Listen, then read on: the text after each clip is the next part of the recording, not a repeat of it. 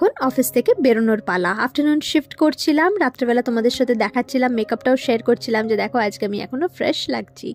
যাই হোক, বাড়ি ঢোকার আগে ভাবলাম যাই একটু ডে টু ডেতে গিয়ে দেখি ভ্যালেন্টাইন্স ডের তোড়জোড় শুরু একদম।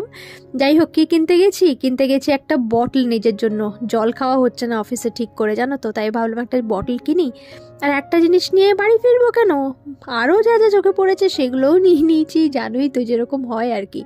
করিডোরে আবার তন্ময়ের সাথেও দেখা হয়ে গেল, পেছনে ঘুরে দেখছি তন্ময় আসছে। তো দুজনে কোইন্সিডেন্টলি একই সাথে বাড়ি ঢুকলাম। এটা পরের দিনের সকালের ক্লিপ। গাজর আর আলুর তরকারি বানিয়েছিল, বিট গাজর আলুর তরকারি বানিয়েছিল তন্ময়, এদিকে আমি রুটিটা সেঁকছিলাম আর কি।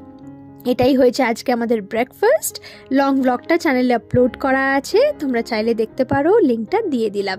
এরমভাবেই দুজনে একটুখানি টাইম স্পেন্ড করলাম। যাই হোক, ও অফিস বেরিয়ে গেল, আমিও চা খেয়ে অফিস বেরোলাম। আজকে ভিডিওটা ভালো লাগলে লাইক করো। টাটা।